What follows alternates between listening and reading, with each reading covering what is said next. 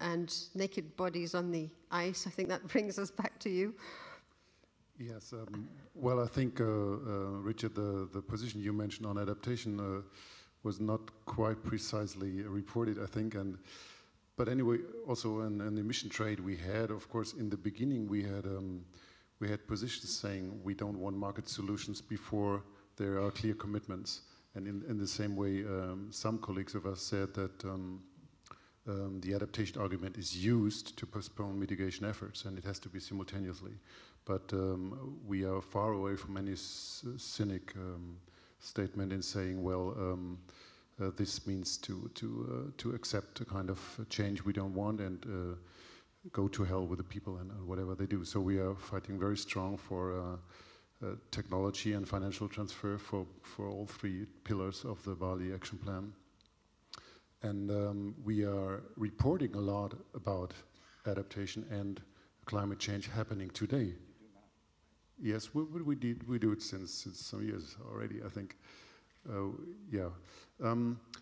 Well, but perhaps we should also look in terms of messaging. We should look on what went well. For example, why did the message of Nicholas Stern came across so well?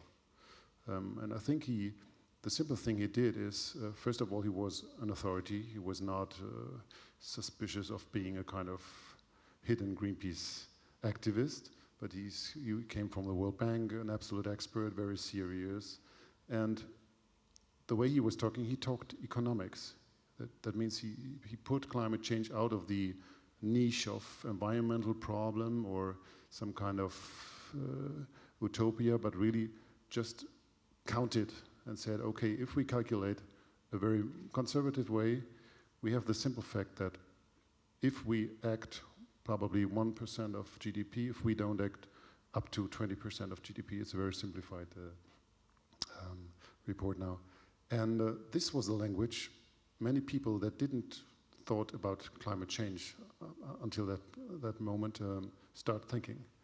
And I think, so he didn't need any dramatic, exaggeration. He just was very to the point, very precise.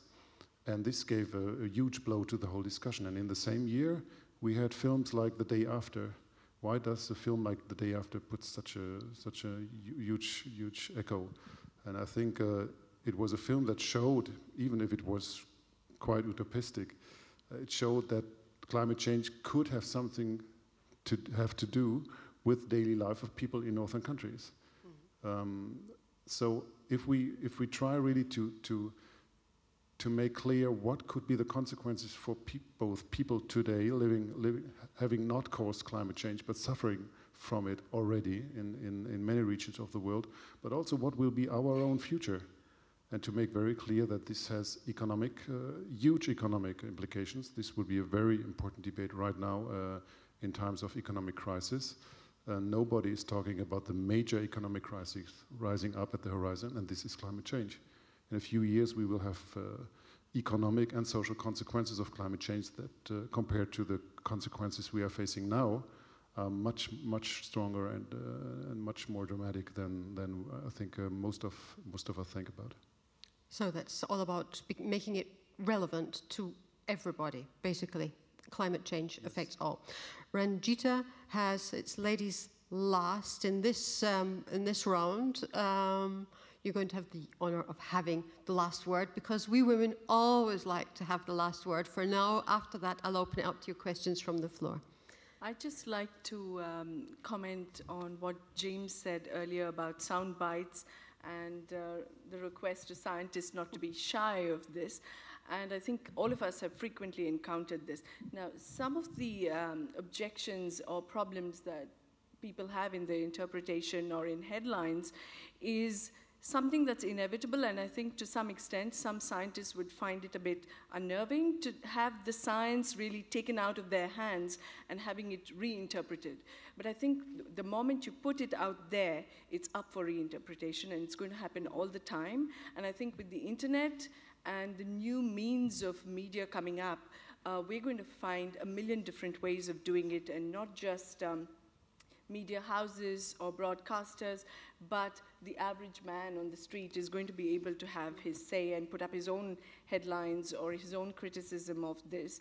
And I think it's good in a way that there is a debate. But today, for instance, I was just browsing the net for various articles, and you could find everything from the new science that people are thinking of re-engineering the atmosphere, for example, to this whole issue of sunspots and what it can do in its contribution towards climate change, and whether, the questioning itself, the science that you said, is pretty undisputable now, but I think there are still people out there who are questioning the fact that is it all man-made, or, scientific issues like sunspots and activity in the sun.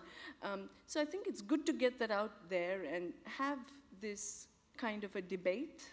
But I'm sure there are people, I think we need to establish, amongst this wide variety of disparate, if you will, messages coming, that there has to be as well a voice from the scientists, and if they will all speak with relative clarity, and if they can say something in one voice, then it would make things easier for us, and I'm sure that's never going to happen, but yeah.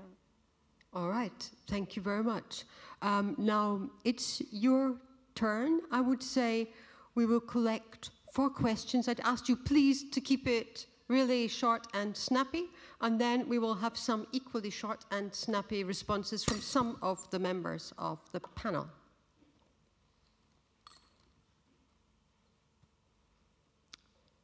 Yeah. Yes, hello, my name is Andreas Malm. I'm a PhD candidate from Lund University, Sweden. I've also been working in various media outlets in Sweden for the last 7 years. I'd like to raise 3 different points, but since you said that we should keep it brief, I'll start with the most important one. I think that the largest challenge for media when it comes to climate change is actually not communicating science or the impacts of climate change, but rather going to the causes of climate change. That's where the real difficulty is. I have the impression that there is a huge discrepancy between how the problem is described and communicated and where the causes are related, or where the solutions are identified. Like in Swedish media, you can have the whole spectrum of climate change impacts described fairly well, but when it comes to solutions or to the driving causes, the media will only focus on like small individual things like, oh, you should drive your bike rather than your car, or you should use other light bulbs or things like that. But how do you go back to the social and economic driving forces behind climate change, the root causes? I don't see that very much in media. Okay, thank you. Do we have another question? Yep. Does it work now? Okay. So a lot of times, especially in the US, with coverage of environmental issues, there's a huge tendency to be fair and balanced. In your last comment, you said it would be nice if scientists spoke to us with a more unified voice. Often it is like 98% of the scientists mostly agreeing, but I feel like the media often feels the need or the pressure to show both sides and show both sides equally, even though that's not a fair representation of the science. So do you feel that pressure, and how do you deal with it? Yeah. Okay, yeah. This is for everybody. I mean, I am Eduardo Viola from the University of Brasilia. How do you assess the way the media has produced the interconnection between climate change and the economic crisis since September 2008? Do you think it has been an understandable and successful link, or not enough?